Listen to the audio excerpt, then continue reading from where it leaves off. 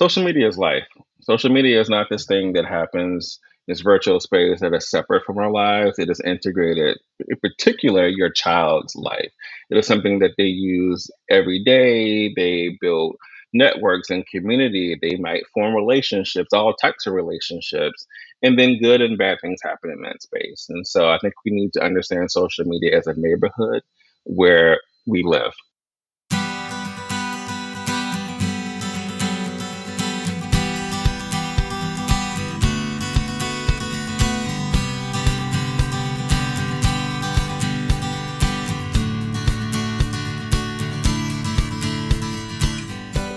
Welcome to Parent Footprint with Dr. Dan. I'm Dr. Dan.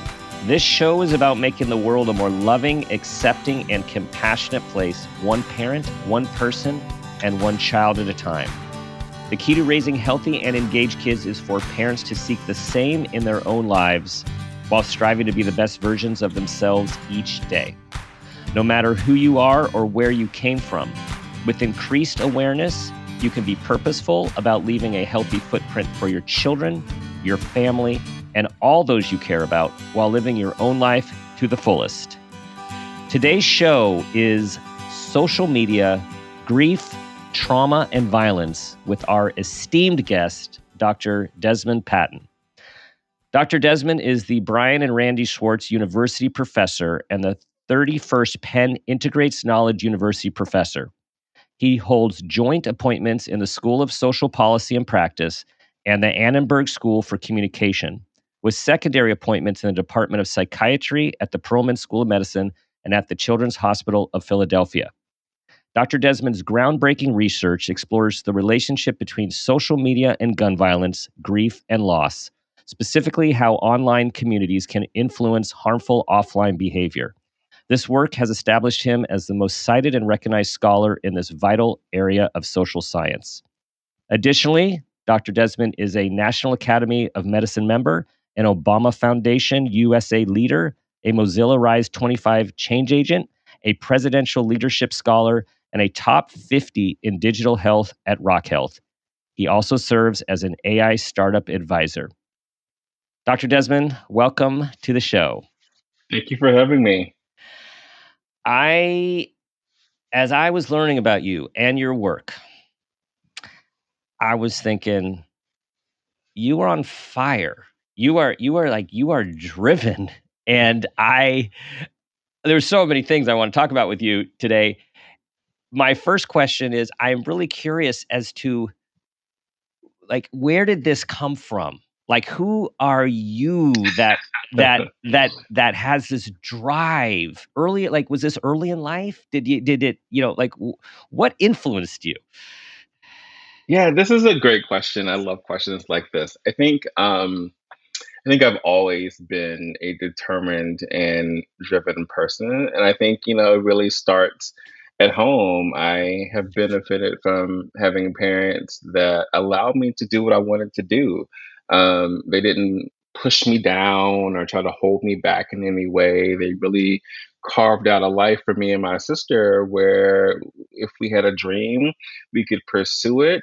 And it didn't matter how big it was, and we could be as creative and as imaginative as we wanted to be. And that, was wonderful for me. I really thrived in that environment. And so it allowed me to do well in school and to really kind of push myself in ways that I think could be difficult given my intersectional identities.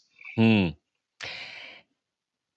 And I want to talk about your intersectional identities in a moment. Before that, what you said is that could just be it's just like a poster tagline for the underpinnings and the philosophy of this show and what I think raises healthy human beings. And that is, it's just so important for parents to hear, especially nowadays. There just seems so much pressure on parents and so much fear that parents have because of all the media and all the messages about how their kids need to be successful. And the ingredients, it sounds like for you, maybe oversimplifying this, is that they allowed you to be who you were. Absolutely. And there wasn't just this pressure to be a straight A student or to do all the things. It was be who you are, and Mhm. that is enough. But my Mm. grandmother would always say, "If you're going to do something, do it well." And so I had this environment Yeah. where I could be who I wanted to be. And I had, my grandmother from rural South Carolina who was like, if you're going to do it, you make sure you do it well. And so I always Mm. had those voices circulating for sure. Mm. I mean, that's a gift, right? All of that is a gift, and I imagine a lot For of love sure. and acceptance. So how so the intersection of your identities, Yeah. care to share? Yeah, absolutely. So I am a gay black man from North Carolina, born and raised. I have two sisters. I have two nephews and a niece. And I'm married to a writer who is a playwright and an author, and we have a puppy named Jesse. And so all of these things make me who I am. I also identify as a social worker first, and so I Mm, trained in social work at the mhm, University of Michigan. And then it was in my social work program where I began to develop these deep questions around the mhm, experiences of young people, particularly young black and brown folks who live in neighborhoods with high rates of gun violence. And it was through that work I began to understand the impact of technology and in particular mhm. social media on their lived experiences. Little did you know that you would be the pioneer in a field, a field that was yet to be. When it comes to the acceptance and growing up as a gay black man in North Carolina, was what you have your home environment, it sounds like, of utmost acceptance, and then you have, of course, your cultural environment. How did that inform who you are, those experiences?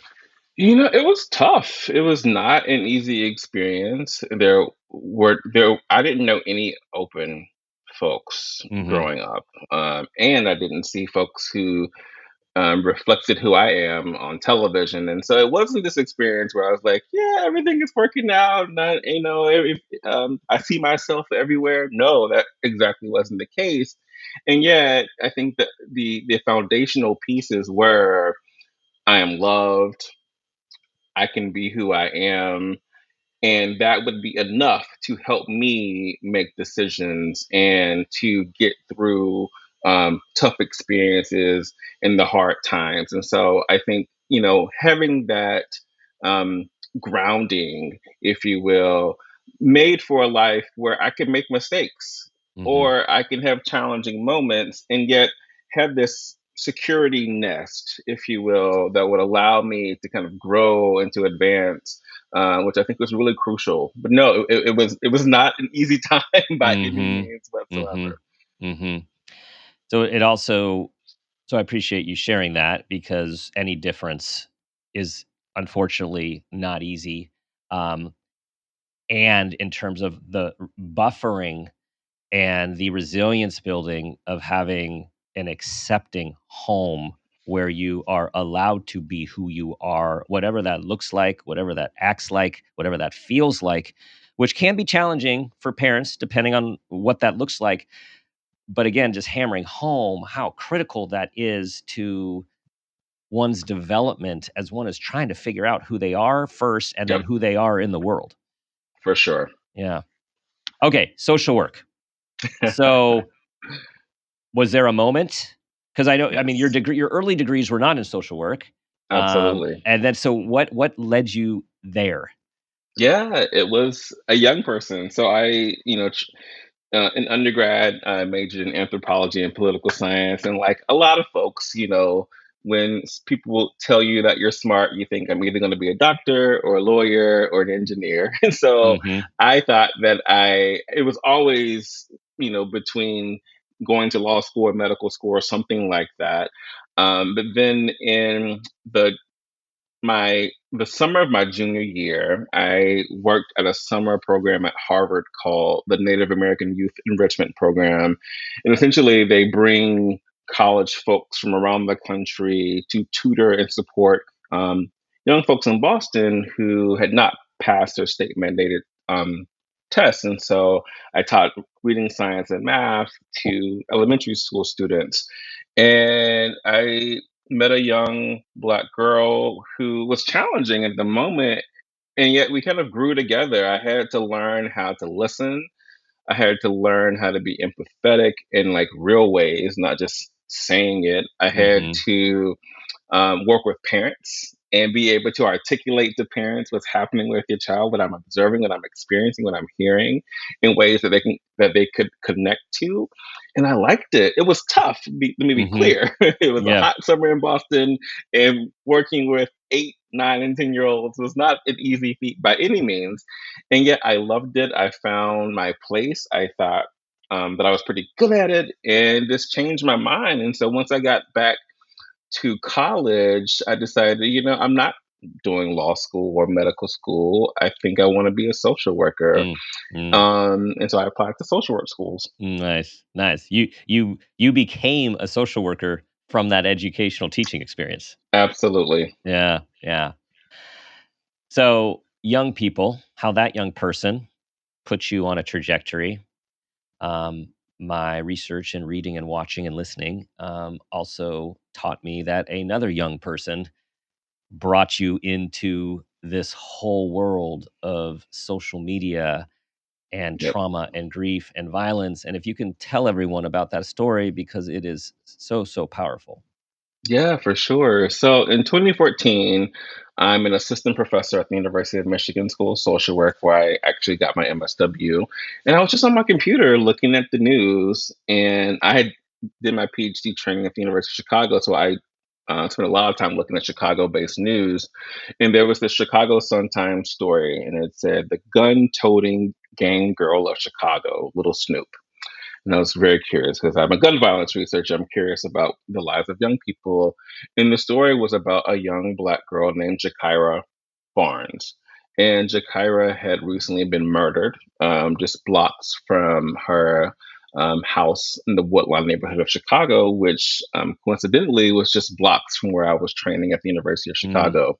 mm, And the story talked about the 17-year-old girl who was known as a top shooter or hitter in her gang, which was quite abnormal. And so, as a gun violence researcher, I know that young girls participate in gangs, but for them to be a shooter in the gang was not something that we had a lot of research on. So, this young woman apparently had allegedly shot or killed up to 20 people by the time she was 17 years old. Now, mm, there was never any arrest associated with this. Is a lot of mythology that was on social media and in real life, but this was the conversation. But what's different about this article is that they also listed her Twitter handle, which in 2014 was not something that we were doing a lot in the mhm, media. And that her Twitter handle was at Taekwon Assassin. And so when I dug a little bit deeper, Taekwon Tyler was a good friend of Jakira's. He was 13 years old and he was murdered in front of her again in the Woodlawn neighborhood. And mm, this was not her first experience with death, but it was a transformative time, both in her actual life and in her social media life. And so she vowed to avenge his death. And so she took to Twitter and used and changed her Twitter handle. I don't know what it was before, but she changed it to at Taekwon Assassin and used Twitter to communicate her vengeance, her pain. So it wasn't just aggression; it was mhm, aggression and grief and deep pain and anger all happening at once. And so, um, as I was beginning to study social media and gun violence, and decided to look at Jakira's life on Twitter in every which way possible. And so I began to partner with computer scientists to really look at Jakira's Twitter life, mhm. basically like an anthropologist will look at a See, community. your early training, your early Early anthropology. training comes Yes. back, and Yeah, yeah, yeah, yeah. it had no plan for that, Yeah. and yet Mhm, here it was. And so, yeah, and so Jakira Barnes literally changed everything about how I think about gun violence and introduced and really kind of underscored why social media is an important space to look at when we talk about gun violence. Because at this time, we were still talking about social media as this virtual thing that's over here. And for me, in looking at Jakairo's life, it became clear that social media is an integration into real life. It is an aspect of real life in which most young people spend an enormous amount of time. So Jakairo became my patient zero. Mm. It it's just so powerful to think about. Um, I mean, she was ahead of her time in so many ways, right? I mean, if you look at um, using this form of communication, I don't know Right? when did Twitter start? When did it become 2006, maybe? okay? Okay. But from a research perspective, Yes, people were not looking at this. We're not looking at this absolutely. stuff. And okay, since so as your starting point with her at ground zero, you start looking around. There's I mean, social media is all over the place, right? I mean, we are talking about social media. We are talking about how social media um, finally is really coming out about how of the negative aspects of social media on youth mental health, and I know Yes. there's positive aspects too. We will discuss. Um, but so we're talking about all about cyberbullying. We're talking about identity issues. You know, all the predators. Yep. No one was talking about, and no one. I mean, you're in the middle of the conversation. People are not talking about how violence is related. Gun Right. violence and specifically gun violence Yes. is can be tracked. Right. Absolutely. Yeah, it was an interesting time because at this time I'm also an assistant professor and I need to get tenure. And there was Hmm. no one in my school or department that was doing anything similar. There was no one in my field who was doing Hmm. anything similar. And I was lucky enough to connect with an amazing man. His name is Eddie Bocanegra. And at that time, he was the executive director of the violence prevention program at the YMCA. And he understood it because he was working with young people and he heard from Hmm. young people, he observed from young people what was happening on social media. And so my first qualitative study in this space was with Eddie Bocanegra as my community partner. And we spent time hanging out with young Black and Brown youth in Chicago for a year to understand how they navigated gun violence in this era of social media. And we learned a lot. We learned a lot about the complexity of language that I think oftentimes goes over our head. We Hmm. think that what we see is real, when in reality, we all interpret language differently. We interpret language differently based on our biases that we all hold, even biases that I held as a Black man looking at the speech of other Black children. Um, Hmm. and it also helped me to understand where my expertise begins and ends. And so Hmm. this was another opportunity. It was an inflection point for me. In order to do this work well, I had to spend time with young people and I had to take off my academic hat and become a social worker in this space and to listen to how they make meaning of language, how they make meaning of emoji and hashtag and all the Hmm. visuals that appear on social media because it told a different story than the one that I would have interpreted from my seat as a professor. So at some point, I just love how life unfolds, right? When you just Yep, follow the flow, right? And so all of a sudden you are steeped in the digital world, the of computer programming and language, and then you come up with a tool now powered by AI because you realize that the tools that are out there don't understand the complexity of this communication in yep. the Black and Latinx communities. So that's where we get contextual analysis of social media, CASM. So you create this whole, you co-create this whole platform for detecting this language. So can in ways that minds like me can understand this stuff, like how does that get created? What is the process of creating a system like this that can detect this complexity of communication?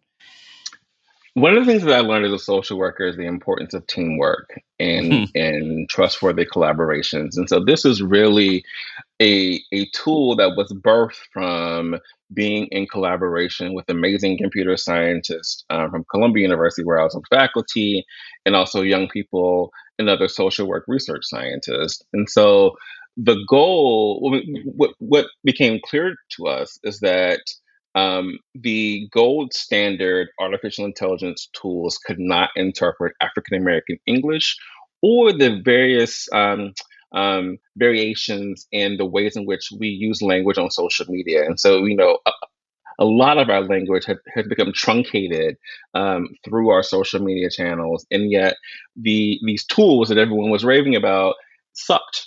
They could not Mm-hmm. understand the language, and they would oftentimes misinterpret a post that should have been a post labeled as grief. They would label it as aggression. I Mm. also would have complicated conversations around the use of the N word. And so Mm-hmm. for my colleagues, I had to have a educational conversation around the use of the N word within the Black community, and that we can't automatically assign an aggressive label to a Mm-hmm. post because it uses that, Mm-hmm. because it has a lot of different meanings within the Black community. And so this this wasn't something that I trained for. I had no background in data science, computer science, or AI, but it really was doubling down on my social work training, on my anthropology training, and also um, lifting up the voices of Black and Brown youth to help contextualize what was happening. So that's really what Chasm became. It Mm. was a process where we checked ourselves and put our biases on the table. We say we all have bias. Let's put it on the table, and then let them bring in community knowledge, community Mm. expertise, and allow that to inform how we are annotating or labeling social media posts, which becomes the data for an algorithmic system to then go back and find those psychological concepts across social media platforms. Mm. Mm. So, in addition to your expansive and divergent thinking, you are also quite a leader. And I'm wondering, is that something that you always were, or did that develop through the passion and the purpose? I love that question. I think it's always been there, but not in this way. I had no idea that this would be my path, but you said something that really resonated with me. I've always been one to follow the path that I see before me and to be a listener. And I just kept, Mhm. meeting the young person in undergrad, having great professors in my MSW program who were doing really cool work with young people, and then allowing young people to shift the trajectory that I was on. I came to Michigan as a gun violence person. I left Mhm. Michigan 3 years after that as someone who was becoming a public interest technologist who Hmm. was spending a lot of time in Mm. computer science, publishing in computer science, collaborating with computer scientists, and that was nothing that I prepared for whatsoever. So the leadership Mhm. components really came out of necessity because there Mhm. weren't other people doing this work, and I either could step in or step out. Mhm. Yeah, that's really cool because I think it's a message for all of us is, there's times that we say, I'm going to go be this or I'm going to go do this, which there is a role and there is a path, right, for Yeah, achievement orient, like go get this. And but also being open to all the things outside of that we think prescribed path can lead us to places and to becoming aspects of ourselves that we would not have put on the map for us, and yep, we would not maybe even have thought we had what it takes to do that. But if you listen and if you follow where you're led, your natural proclivities can get expressed. for sure. I Yeah. completely agree with that. Yeah, So, continuing on this theme of team lead and bringing people together, as the social worker that you are, among other things, the Safe Lab. So now, tell us, like, how did the Safe Lab come to be? Because from what I understand, not only are you doing an amazing thing, but part of the reason you're doing amazing things is because you're bringing so many different uh, facets and individuals to the table. absolutely. Yeah, I learned about lab-based work in my MSW program at Michigan. I was a part of a research lab, in those early days, and I saw how great it was to be in community with other like-minded folks who are contributing to the advancement of science. And I wanted to replicate that once I finished my PhD. And so when I got to Michigan, so I went did the MSW, went to Chicago, go back to Michigan, and the first thing I wanted to do was start a research lab. And I remember talking to some friends about what this lab could be, and I knew that I wanted it to be around safety and violence prevention. And so initially, SAFE was an acronym that I think meant supporting aggression free environments. Now it really is just safety, safe. Yeah. And one Yeah. of the things that we do is we bring together all types of folks. And so you don't necessarily need to be someone who has been doing research for a long time. We are a training and mentorship environment. We bring in folks from anthropology, nursing, computer science, social work, psychology, anything and everything in between. We want folks who just care about young people and who want to develop rigorous research skills and use technology to do that work. And so this lab has been in inception since my first day as an assistant professor in 2012. And we Mm, continue to grow. We also now are doing more policy work and doing more creative projects. And so we just finished a documentary mm, on Black grief in Harlem. That was something that we've always mm, wanted to do, is to be able to tell stories in ways that really reach audiences like what you do.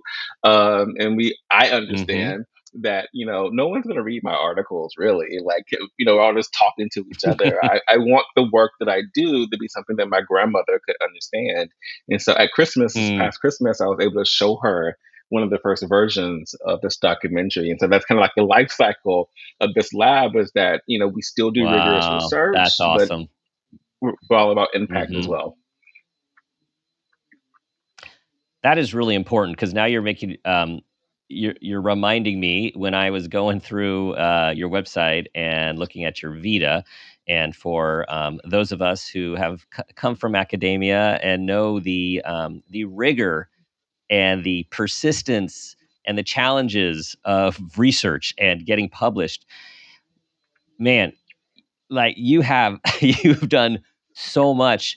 And I'm with you. I just know that many times, unfortunately, I'm all about how do we get this stuff to the people. And Yep, so I love to hear like any way, right, to get this stuff out of, I mean, the journals are important, the research is critical, but for then sure. how do we bring it out to people so it has that impact? Absolutely. Absolutely. So, okay, I going back to so the lab started in 2012. When was CASM developed? I'm just trying to follow the timeline here. Yeah, that's a good question. I would say it probably was in like a beta phase from 2015 to 2017, and then we wrote the paper maybe a couple of Okay. years after that. But we had been practicing chasm. It didn't have a name for a couple of years after, and that was really kind of a process that came from bringing in social work students who are also very excited about this work. And so I was working with a student that I brought from Michigan to Columbia, who was really interested in being able to think about how our biases shape our interpretation practices on social media. And so this was Hmm. really a great collaboration that came from connecting with other social workers. Hmm. All right, so let's bridge this now for all of our listeners here.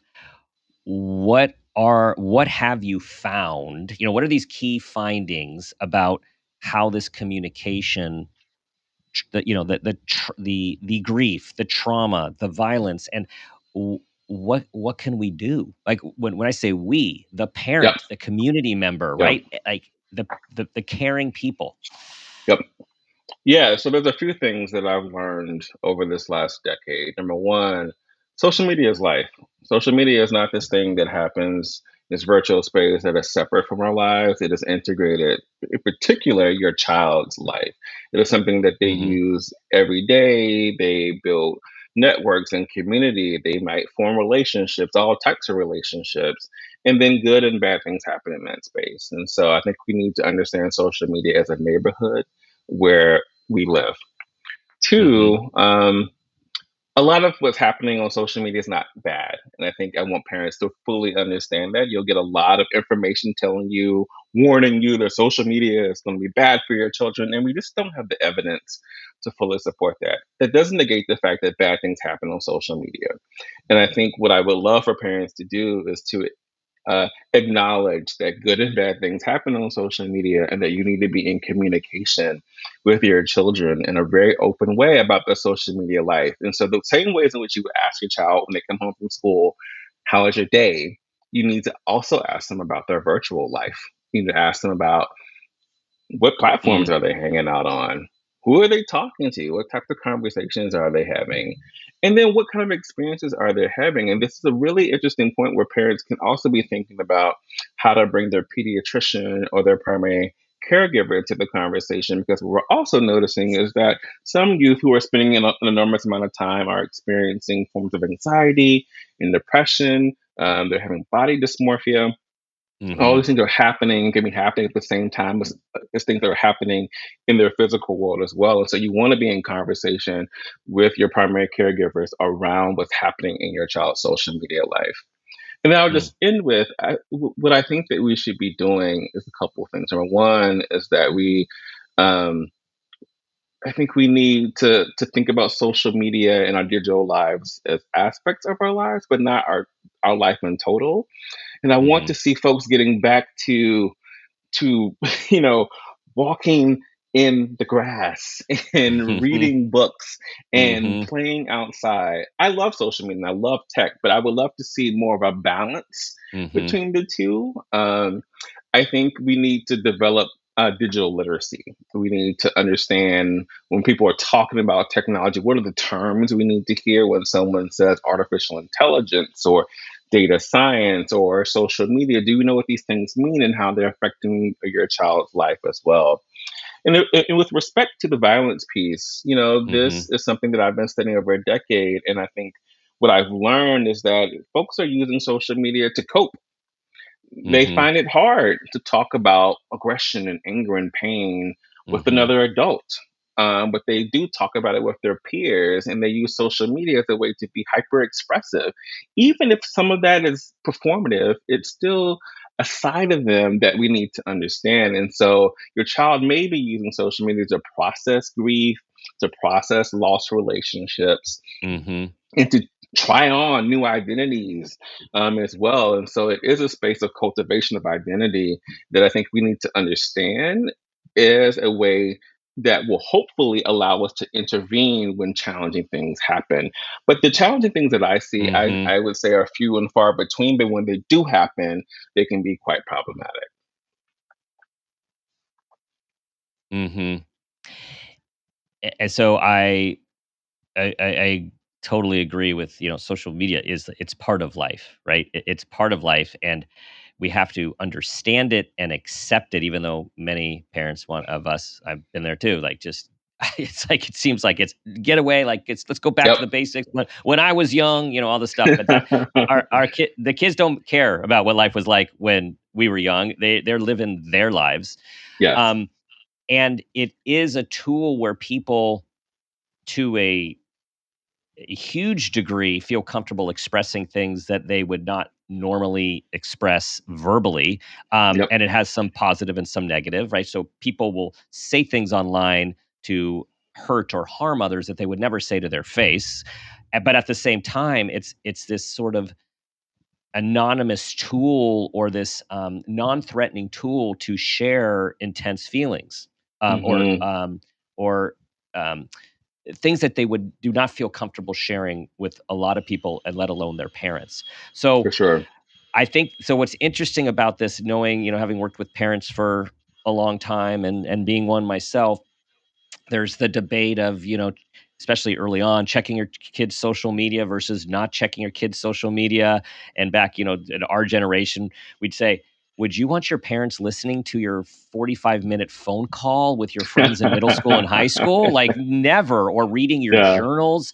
And so I guess I'm just going to put all this out there and then Yeah. do with it what you will. So there's that idea of like how much should parents monitor, and then going back to I believe it was one of your NPR interviews. It was back to 2020 when there was a Chicago task force about using some of your technology to for surveillance to Yeah. you know to theoretically stop gang violence and death. But as you pointed Yeah. out in that interview, well, there's a fine line between stopping and then using it to incriminate people for something that Right. they haven't done.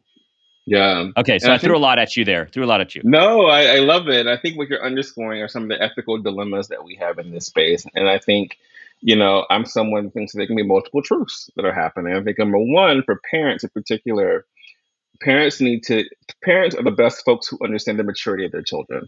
And you may have one child that is very prepared to handle social media and would do it well, and you'll have conversation with them. Then you may have another child that is very different. Only you will know what is most appropriate for your child. And so I want parents to understand that and to use that to make decisions around the kind of connection and collaboration they want to have in this space. I always think that it's great to have communication, to be open about what's happening and what you're thinking, because I think that Mhm. will always build trust with your children. And you may have situations where you need to know what's happening on TikTok, and you Mhm. may have to figure out the best ways to capture that information.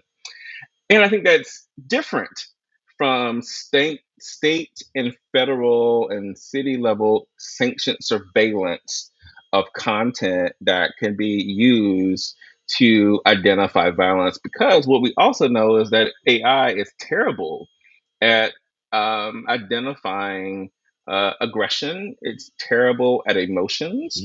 Mhm. Mhm. Folks are working to improve it, to be clear, but it's not great. And so you should question whether or not this tool is accurately assessing some of these psychosocial concepts.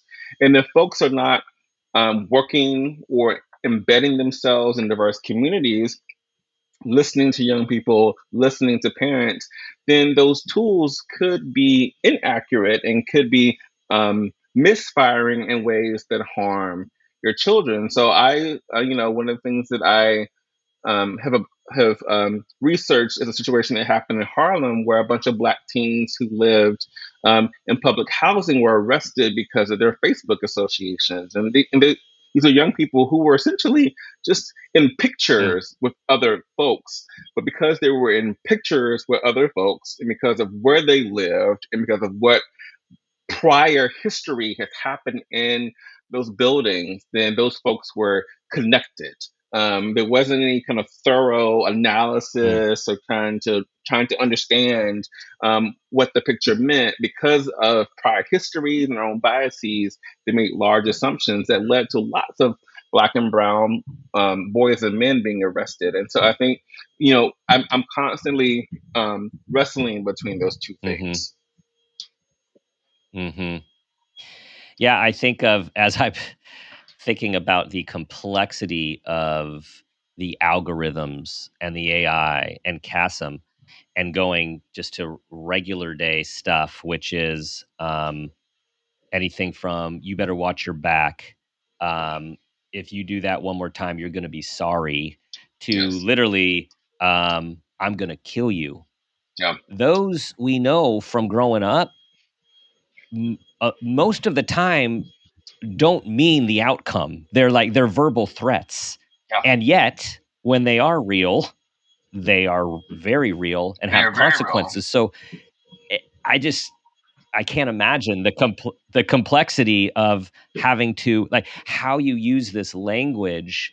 Okay, but that's the prevention part. So let's move to it's not prevention, intervention, right? So Yeah. that's how using this to intervention Yeah. um, with pain, with trauma, with grief, with aggression. So, Yeah.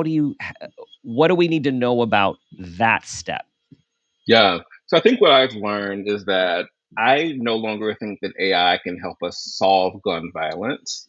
I think that it could be an amazing diagnostic tool to understand the world that we live in, the world that our young people are living in, and how they use social media to express themselves. And all of those conditions and understandings can be used to help prevent violence. Because what it's told me is that young Mm-hmm. people are in deep pain, Mm-hmm. that they need spaces to communicate and to talk. They need outlets for this type of exchange.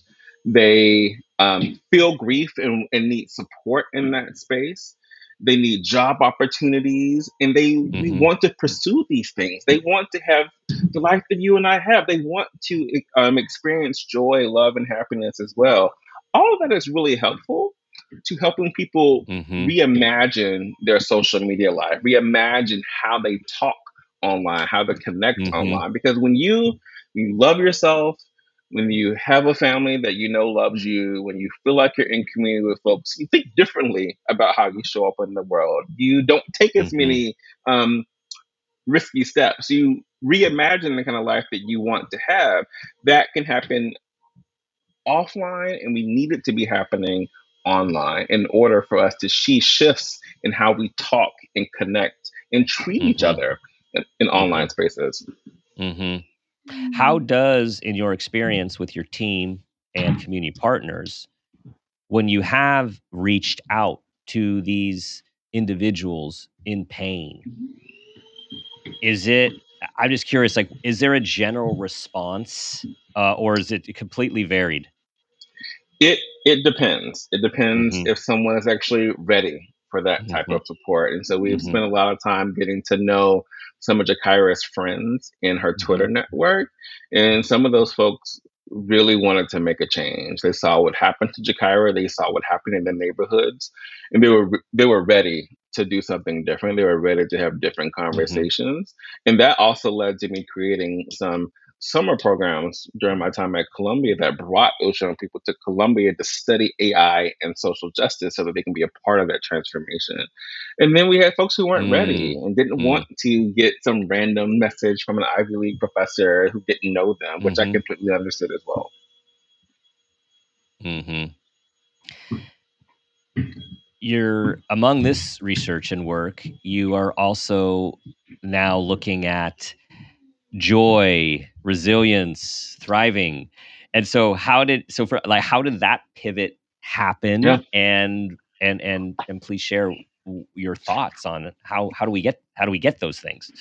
Yeah, that came out of studying Jakira's life on Twitter, and this person who had all these negative attributes associated with her also experienced joy, also wanted to thrive, and wanted to protect her family. And I saw her friends trying to use joy to calm her down in situations where things would get a little elevated on Twitter, and then I would see it across social media platforms as well, but we weren't really using it for intervention or prevention. I'm like, why aren't we using joy as a way to like quell some of these situations? And so that really sparked my interest in learning more about joy, and also needing to dispel these ideas of joy that are put onto us that are always Mhm, bubblegum and smiley faces.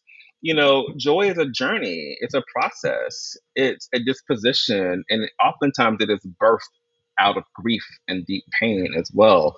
And so that's mhm, been a nice journey for me. And so I'm also teaching a new class at Penn on the journey to joy. And with mm, young people from New York City and Philadelphia, we are developing a platform called JoyNet, which essentially is an AI powered tool that seeks to find concepts of joy on platforms like TikTok to really help folks who are experiencing grief and other deep forms of pain be able to experience joy in quick and tangible ways. And the goal mm. is to really help people not only have that joy online, but to be able to connect with other people offline so that their on and offline worlds are intertwining, if you will. Man, that's so cool. This is, I mean, joy as a gateway or a step into resilience, right? Like, Yes, for sure. oh, and it could be a micro moment can Yep, change everything. exactly. Yeah. Wow. Okay. I am inspired, Dr. Desmond. You are inspiring me. Let's go to the parent footprint moment question. Yeah. All right, here we go. Tell us about a time that you became aware of yourself as an individual, as a mentor, as a professor, as a community leader, as an uncle, as a human, and or even a new awareness of your own parents who have been Mm. key in your life. And that new awareness had a positive impact on your life, those you care about, and those you love.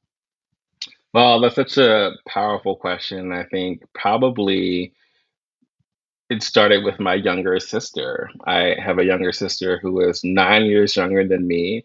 And, in those early years, she was annoying little sister because that age gap was so big when you're young. But Mhm. as we got older and she got into high school and I was already a PhD student, I kind of took on more of a parental role in her life. I saw myself not only as a big brother, but as a mentor, as a supporter, as her protector.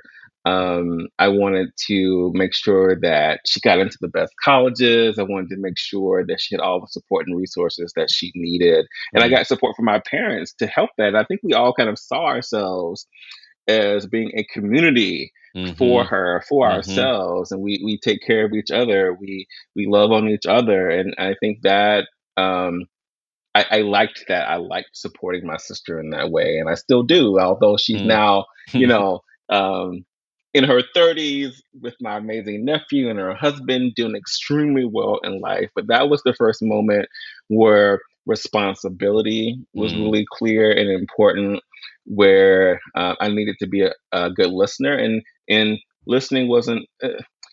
These relationships weren't always about like what I thought was best. I needed to Mhm. hear my sister Tori tell me what she thought was best for her own life and be able to reflect that back and grow in that way. Because I can be a pretty domineering person. Oh, I think you should do this and this and this. And Mhm. it's like, no, actually, that's not me. Mm. But I can do these things over here. And that was a really important life lesson for me. So I think that's where it all started. Yeah. Yeah. Boy,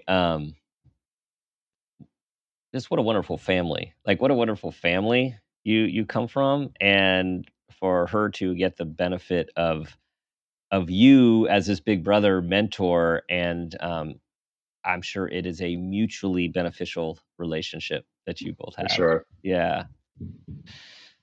Well, Dr. Desmond, thank you for, sharing yourself, your path, where you came from, where you're what you're doing and where you are going. And I mean this, like, I truly, this is inspiring, because it's the whole range of human experience, from the difficult to the traumatic to the grief, and how everyone deserves a chance to experience joy and to get what maybe they didn't get. And and also, to me, this is a message about creativity and, like, outside the box thinking, and how how to listen to where you're being led, and just lean into it. And we can't often, I mean, when you look back, like, what percent of your last 20 years, 15, 20 years, could you have never even imagined that you would be doing? None of this. Yeah, This is yeah, none of this. Yeah, for yeah, sure. yeah, It was not on the radar at yeah, all. yeah. No, And, most importantly, what I can feel from you is just wonderful person, a wonderful, caring, thank you. compassionate human being, which is, Thank you so much. yeah. So please tell everybody where, about the documentary, your work, and, because you are translating all of your work into, or as much as you can, into programs, and, to bite-sized pieces that people can, integrate into their own lives. Yeah, absolutely. You can follow me on X or Twitter at Dr. Desmond Patton, and you can Google the Safe Lab at UPenn to follow our research. We put all our publications there, our media, our news, and our opportunities to engage with our work. So please follow us. And the documentary, where do we find that? So currently, it's being shopped to film festivals, Oh, and as nice. soon as it lands and we do a bit more refinement, then hopefully it will be ready for public consumption. Awesome. Awesome. Yeah. All right. Best of luck. And until Thank next you. time. Thank you so much. All right, everybody. Gosh, this is powerful. Please share this with everyone that you know will benefit, which is pretty much everyone who is living on social media. And for those of you who are involved in any youth lives, this is all stuff that we need to know, and we are in this with them. We are all learning as we go. There is no roadmap for this, so we just got to lean into it and be honest and transparent and do the best we can as this life of ours unfolds. Thank you for being a part of our community, for listening, for your 5-star reviews. And I will leave you with those 2 things I always say to you.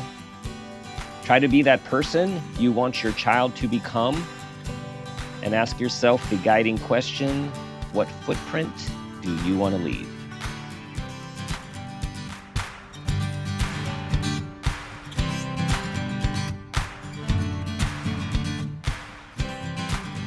This has been a Peters and Rossi production. Parent Footprint with Dr. Dan is produced by Laura Rossi. Our engineer is Phil Rossi.